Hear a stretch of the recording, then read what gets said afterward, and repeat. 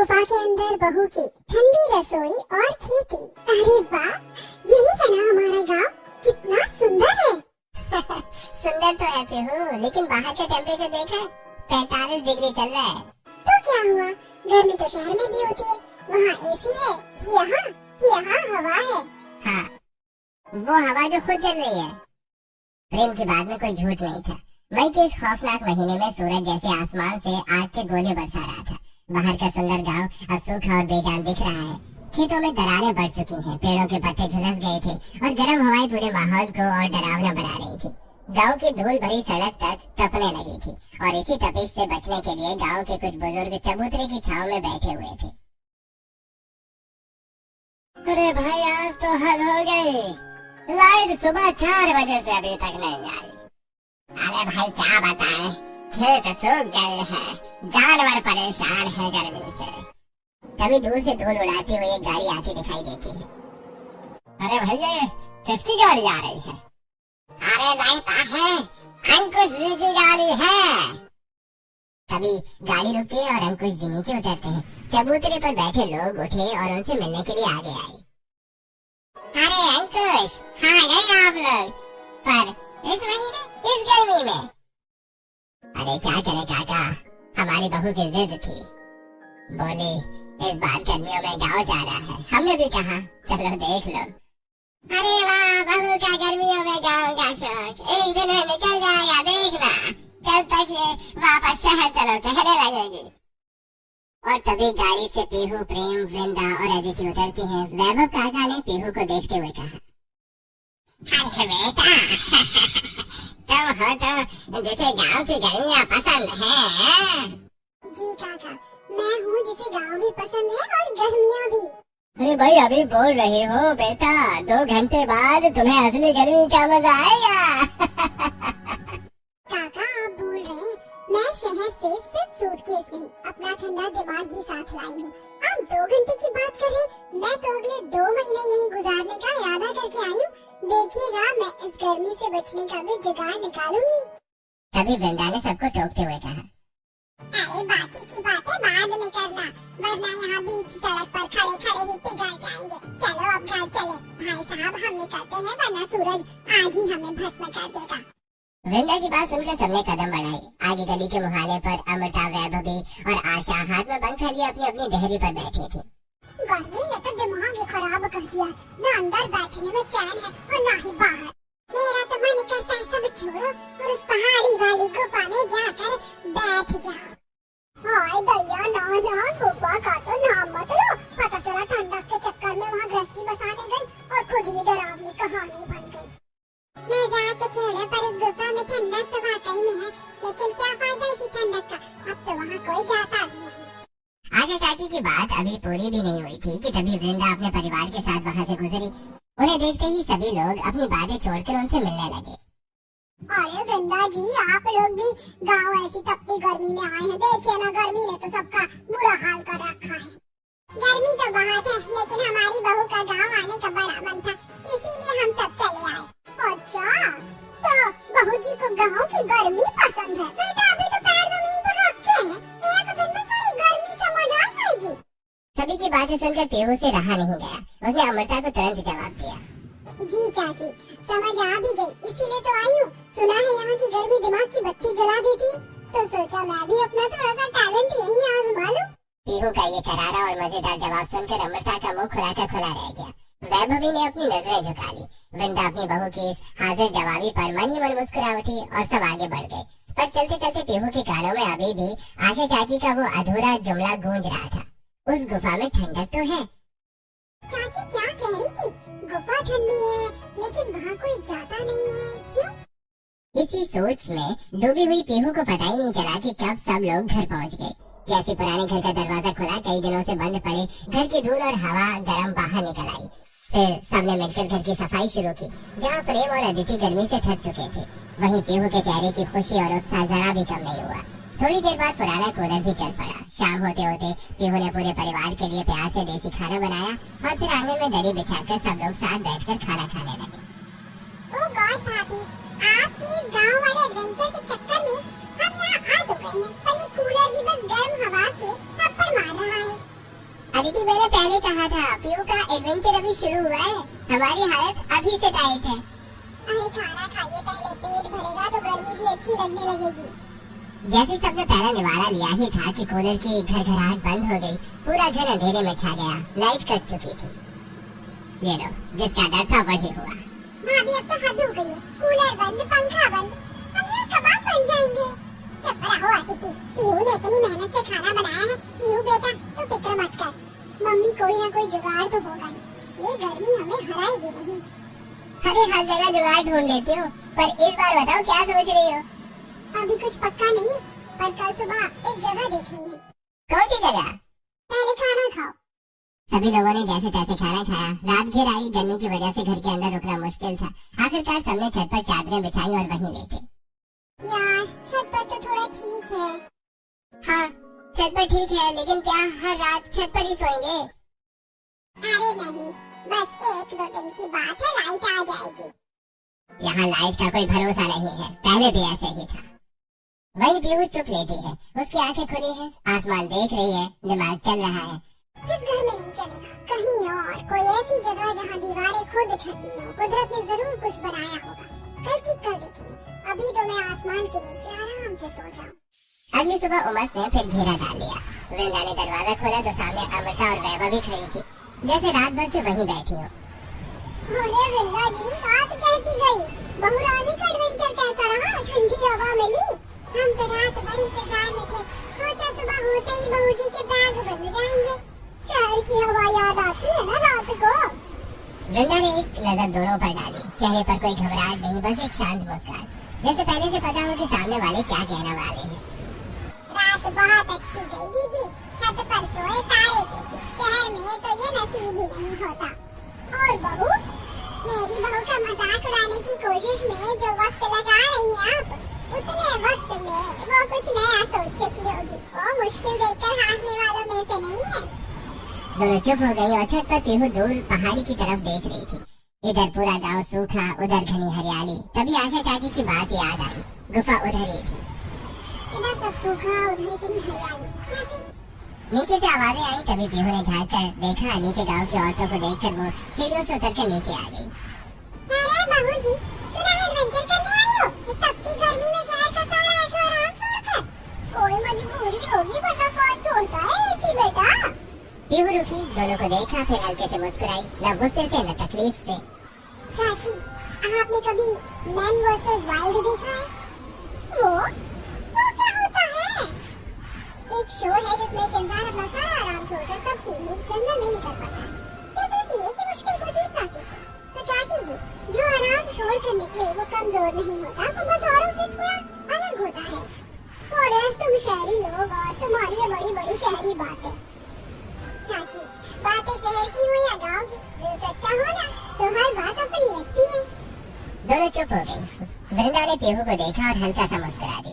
थोड़ी देर बाद दोनों पड़ोसने चली गई और फिर घर में सब साथ बैठकर नाश्ता कर रहे थे। लेकिन पीहू का ध्यान अब भी सुबह छत से दिख रही हरियाली में ही अटका हुआ था। पापा, कल आंटी गुफा की बात कर रही थी और आज मैंने छत से देखा, पूरा गांव सूखा है, पर पहाड़ी के उस पार सब हरा भरा है। जरूर वही होगी वो गुफा। चलते हैं ना एक बार देखने। अंकुश का हाथ चाय के गिलास पर रुक गया। एक नजर वृंदा को, फिर पीहू को। अरे ठंडी तो बहुत है बेटा वो जगह, पर वहाँ जाते नहीं है लोग। क्यों पापा? बस ऐसे ही, पुरानी जगह है। गांव के लोग कहते हैं वहाँ कुछ है, क्या है कोई नहीं जानता, और जाने की कोशिश भी किसी ने नहीं की। एक पल के लिए मेज पर खामोशी छा गई। मतलब यही कि वो जगह अकेले नहीं जाते। पापा, डर जगह में नहीं होता, बस लोगों के मन में रह जाता है। देखो बेटा, अरे छोड़ो ना तुम भी, सुबह सुबह गुफा की बातें लेकर बैठ गई। पहले नाश्ता तो कर लो। ठीक है, नाश्ता करती हूँ। भाई, भाभी नाश्ता खाई है, पर दिमाग गुफा में जा चुका है। मुझे पता है। नाश्ता खत्म हुआ पर पीहू का मन गुफा में ही अटका था। तभी गली से हंसी की आवाजें आई। पूजा अपनी 2 सहेलियों के साथ आई। नमस्ते भाभी, सुना है शहर वाली भाभी गर्मी से डर नहीं रही? अरे अभी तो शुरुआत है, तो चलिए फिर असली गांव भी दिखा देते हैं। थोड़ी देर बाद सब गलियों में निकल गई। गर्मी बहुत थी पर पीहू की नजरें हर चीज ध्यान से देख रही थी। चलते चलते पूजा अचानक एक खेत के पास रुक गई। वहाँ छोटू मिट्टी में पैर डालकर बैठा था और अपने सिर पर गीला गमछा रखे हुए था। ये क्या स्टाइल है छोटू? दीदी हमारा देसी एसी है। उसकी बात सुनकर सब लड़कियां जोर से हंस पड़ी। गाँव में जुगाड़ नहीं किया ना तो समझे जीना मुश्किल है। अच्छा तो मैं भी अब गाँव की स्टूडेंट हूँ, मुझे भी सब जुगाड़ सीखने। जैसे जैसे पहाड़ी की तरफ बढ़ी गर्म हवा कम होने लगी, सूखी जमीन की जगह हरियाली आने लगी। सच में यहाँ तो मौसम ही बदल गया, क्योंकि गुफा उधर ही है, वहाँ हमेशा ठंडक रहती है। तभी बाकी लड़कियों के चेहरे थोड़े गंभीर हो गए। लेकिन हम लोग ज्यादा आगे नहीं जाते, बस गाँव वाले मना करते, कहते वो जगह ठीक नहीं। तभी पीछे से गुजरती हुई विमला चाची उनकी बातें सुनकर रुक गई। कई साल पहले एक औरत वहाँ गई थी, वापस तो आई पर कहती थी कि अंदर कुछ था, देखा नहीं पर महसूस हुआ। हाँ तभी तो अब कोई नहीं जाता। अगर वहाँ इतनी ठंडक है तो लोग उसका इस्तेमाल क्यों नहीं करते? अगर गुफा इतनी ठंडी है ना तो इस गर्मी में वही घर बना लेना चाहिए। हाँ फिर गाँव वाले कहेंगे शहर वाली भाभी पहाड़ों में बस गई। सब हंसने लगे, लेकिन पीहू अचानक चुप हो गई। उसके दिमाग में सच में यही ख्याल घूमने लगा। अब क्या रिसर्च चल रही है मैडम? पीहू ने मोबाइल में कुछ तस्वीरें दिखाई। पहाड़ों के बीच बने सुंदर केव हाउसेस, पत्थरों के अंदर बने ठंडे कमरे, लोग आराम से रह रहे थे। प्रेम देखो, लोग गुफाओं में रहते भी हैं। उस गुफा को थोड़ा साफ कर ले तो दिन में आराम से रह सकते हैं। तुम सच में गुफा में रहने की सोच रही हो? सोच नहीं रही, प्लान बना रही हूँ। मम्मी पापा तुम्हें गुफा में रहने देंगे क्या? हाँ? पापा तो नाम सुनते ही मना कर देंगे। डर की वजह से मना करते। अगर समझिए कि वहाँ ठंडक है, आराम है, तो मान जाएंगे। अरे तुम ना सच में अलग हो। और तुम मेरे पार्टनर, और तुम्हें भी अलग बनना पड़ेगा। मतलब मुझे भी जंगल एडवेंचर करना पड़ेगा? जंगल नहीं मिस्टर, नेचर वाला लग्जरी रूम। पापा एक बात बोलूं, अगर यहाँ इतनी गर्मी है और गुफा में इतनी ठंडक है, तो हम वहीं रह लेते हैं ना?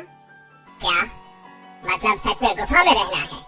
गुफा में रहेंगे, वहाँ ठंडक है, पानी है, जगह भी बड़ी है, और यहाँ घर में तो गर्मी से सबका हाल खराब हो रहा है। भाभी की बात गलत भी नहीं है, मैं तो अभी से पिघल रही हूँ। लेकिन बेटा लोग उस जगह को अच्छा नहीं मानते। मम्मी लोग बिना देखे बहुत कुछ बोलते। हम सब साथ रहेंगे ना, ऊपर से मैं उस जगह को अच्छा बना दूंगी। तुम ऐसे बोल रही हो जैसे गुफा नहीं नया फ्लैट लेने जा रहे हैं। फ्लैट से अच्छा होगा, वहाँ नेचुरल एसी होगा। कुछ बोलिए पापा। अरे बेटा अगर इतनी गर्मी लग रही है तो जरूरी थोड़े है पूरे 2 महीने यहीं रहे। चाहो तो वापस शहर चल सकते हैं। नहीं पापा, अब आए हैं तो पूरे 2 महीने यहीं रहेंगे, बस रहने का तरीका थोड़ा बदलना होगा।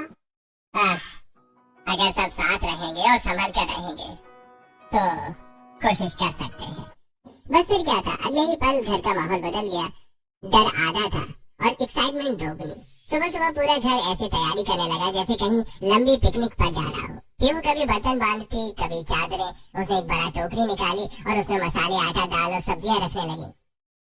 अरे तुम तो इतनी तैयारी कर रहे हो जैसे सारी जिंदगी वही रहने जा रही हो। रहने ही तो जा रहे हैं मिस्टर, गुफा में पहली ठंडी रसोई भी बनेगी।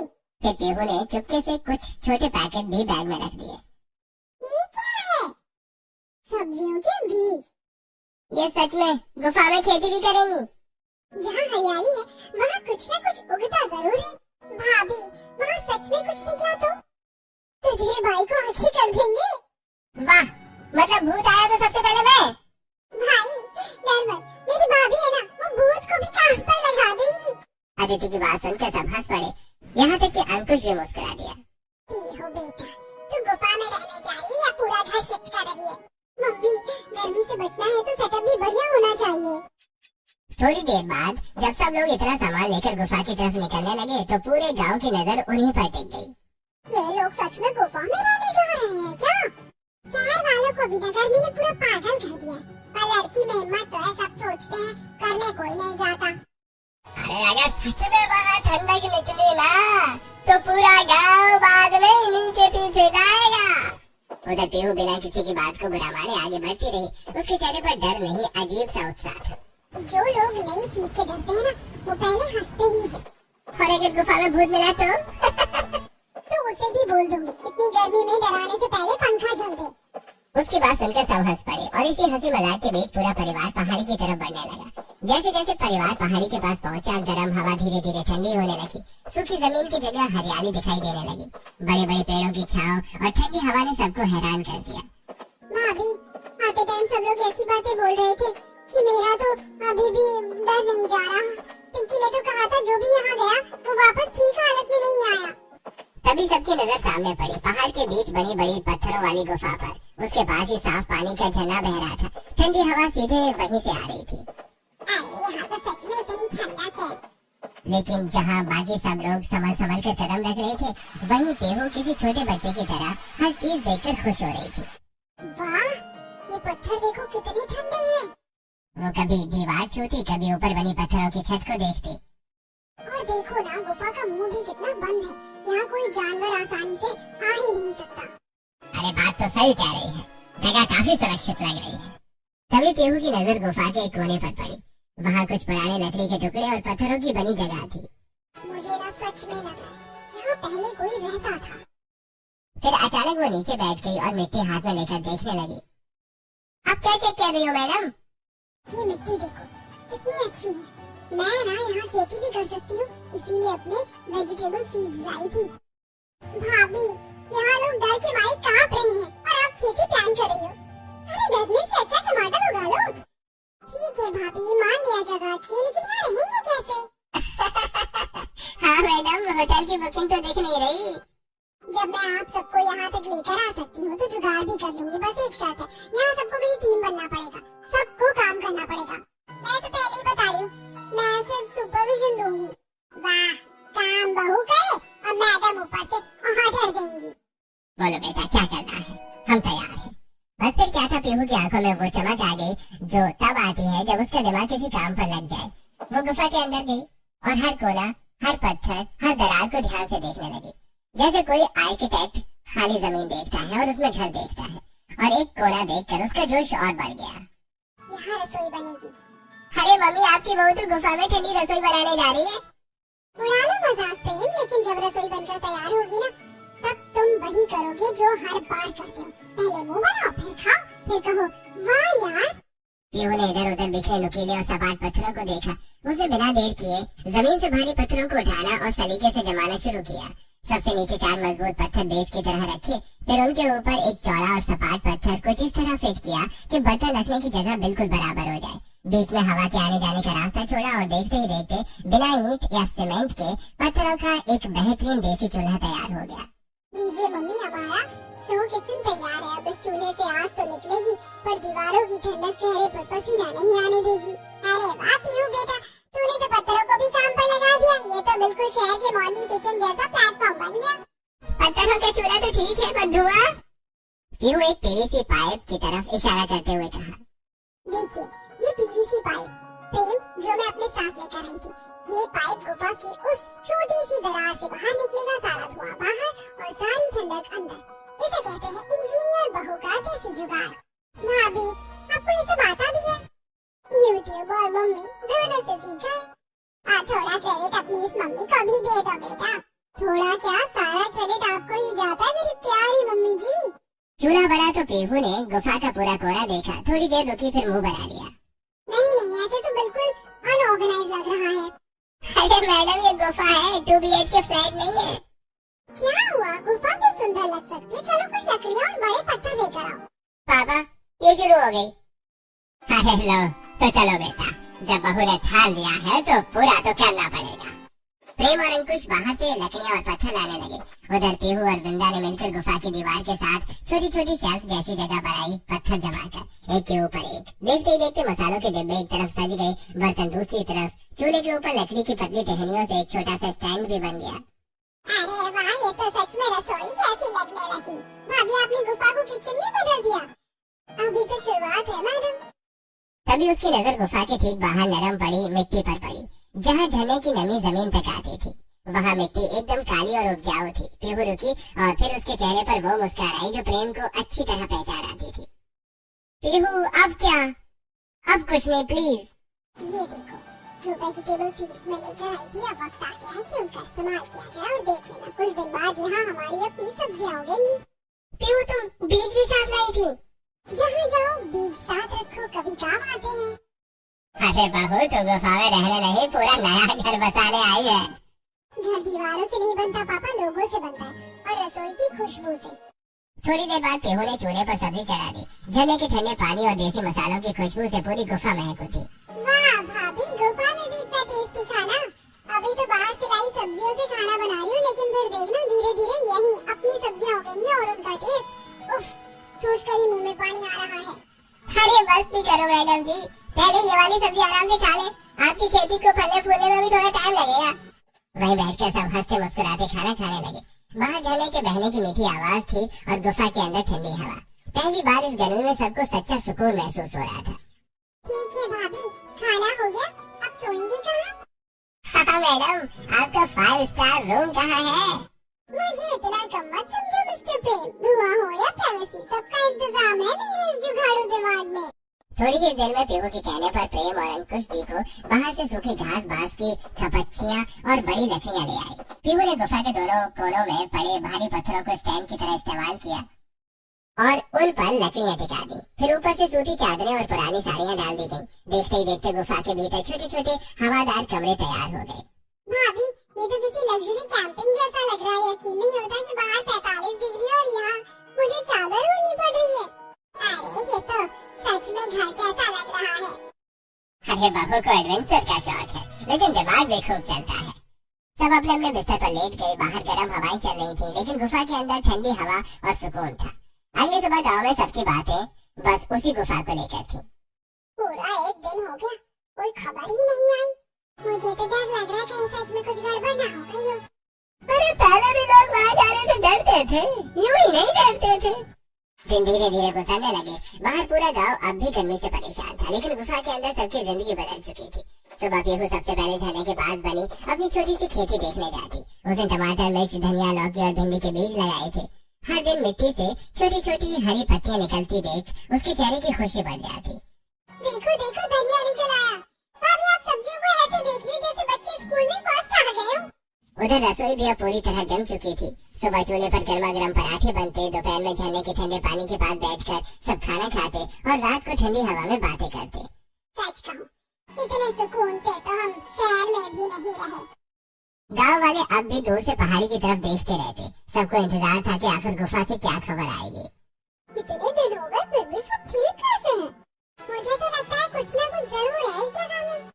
लेकिन उधर गुफा में सब हंसी खुशी रह रहे थे। फिर एक रात अचानक तेज आवाज गूंजने लगी। हवा जोर जोर से चल रही थी। बाहर पेड़ों की सरसराहट और झरने की आवाज मिलकर डरावना माहौल बना रही थी। भाभी, ये कैसी आवाज है? ये कैसी आवाज थी? सब डर गए, लेकिन पीहू बिल्कुल शांत थी। अरे डरिए मत, इतने दिनों से यहाँ रह रहे हैं ना, कुछ हुआ क्या? तो फिर ये आवाज? चलो बाहर चलकर देखते हैं। बाहर तेज तूफानी हवा चल रही थी। बड़े बड़े पेड़ हवा से टकराकर जोर जोर से हिल रहे थे। झरने का पानी पत्थरों से टकराकर गूंज पैदा कर रहा था। देखा, आवाज इन पेड़ों और झरने की। लोगों ने डर डर कर इसे भूत बना दिया। अंकुश कुछ पल चुप रहे, फिर हल्का सा मुस्कुरा दिए। अरे सही कह रही हो बेटे, हम इतने दिन से यहाँ हैं, लेकिन कभी कुछ गलत महसूस नहीं हुआ। उस रात के बाद सबका डर लगभग खत्म हो चुका था। अब गुफा सच में घर जैसी लगने लगी थी। फिर कुछ दिनों बाद दोपहर के समय जब पीहू अपनी छोटी सी खेती में पानी डाल रही थी, तभी बाहर किसी के कदमों की आवाज आई। लगभग 30 साल का एक आदमी धीरे धीरे गुफा की तरफ बढ़ रहा था। कौन है भाई? मैं विवेक, वो गांव में सुना कि आप लोग सच में यहाँ रह रहे हैं, इसलिए देखने चला आया। विवेक गुफा के अंदर का माहौल देखकर खुद हैरान रह गया। एक तरफ रसोई सजी थी, दूसरी तरफ सब आराम से बैठे थे। ठंडी हवा अंदर तक जा रही थी। आप लोगों को डर नहीं लगा यहाँ पे? पहले तो बहुत लगा था, गाँव वालों ने इतना डराया तो था, लेकिन फिर सोचा इतनी ठंडी और अच्छी जगह को सिर्फ डर की वजह से खाली क्यों छोड़े। और अब तो यहाँ हमारी खेती भी शुरू हो गई है। विवेक कुछ पल चुप रहा, फिर हल्का सा सिर हिलाकर मुस्कुरा दिया। अच्छा, ठीक है, मैं चलता हूँ। लड़का वापस चला गया। उधर सखी की तरफ घूमते घूमते चले गए। वहाँ बड़े पत्थरों के बीच एक बहुत छोटा सा कमरा दिखाई दिया, जो कि बंद था। अरे, ये पहले तो नहीं देखा। दोनों धीरे धीरे अंदर गए। कमरा छोटा था, लेकिन ऐसा लग रहा था जैसे कभी कोई वहाँ रहता रहा हो। एक कोने में पुरानी लकड़ी का छोटा संदूक रखा था। अरे देखो तो, ये क्या है? चलो ना देखें। अब तुमने ठान ही लिया है तो अगर मैंने मना किया ना तो मेरी शामत आ जाएगी। चलो बेहतर यही है कि तुम्हारी बात मान ले। दोनों धीरे धीरे उस छोटे कमरे के अंदर गए। चारों तरफ धूल जमी हुई थी। तभी एक कोने में रखा पुराना लकड़ी का संदूक पीहू की नजर में आया। प्रेम, देखो यहाँ कुछ रखा है। पीहू झुककर संदूक के पास बैठ गई और उसने धीरे से ऊपर जमी धूल हटाई और फिर उसका ढक्कन खोला। अंदर एक पुरानी डायरी रखी थी जिसके पन्ने पीले पड़ चुके थे। पीहू उसे धीरे से उठाकर पढ़ने लगी। जो डर पर काबू पा लेगा वही इस गुफा की ठंडी सांसों को महसूस कर पाएगा। जिसने आंखों से नहीं दिमाग से देखा उसे यहाँ कभी अंधेरा नहीं लगेगा। नीचे कुछ और लिखा था। हम मजबूर थे, हमारे पास रहने को कोई जगह नहीं थी। इस गुफा ने हमें तपती गर्मियों में सहारा दिया, लेकिन डर था कहीं कोई हमसे ये जगह छीन न ले। इसलिए हमने अफवाह फैला दी कि यहाँ अनहोनी होती है। लोग डर गए और ये जगह सिर्फ हमारी रह गई। लेकिन मुझे एहसास है कि हमने गलत किया। डर फैलाकर लोगों को इस नेमत से दूर रखा। कुछ पल के लिए दोनों चुप हो गए। मतलब इतने सालों से लोग बेवजह डरते रहे। देखा, कभी कभी सच डर से कहीं ज्यादा आसान होता है। दोनों तुरंत बाहर आए और सबको डायरी के बारे में बताया। अच्छा, ओह, तो ये बात थी। लोग इतने सालों से इस जगह से डरते रहे और मैं तो पहले दिन से ही भूत ढूंढ रही थी। तभी अगले दिन विवेक फिर गुफा में आया। इस बार उसके चेहरे पर झिझक थी। मुझे आज सबसे कुछ कहना है, कल कह नहीं पाया था। क्या बात है बेटा, अगर इस गुफा के बारे में बताना चाहते हो तो हमने वो डायरी पढ़ ली। असल में वो डायरी मेरे परदादा की थी। उन्होंने ही ये अफवाह फैलाई थी। उस समय बहुत गरीबी थी, रहने को घर नहीं था।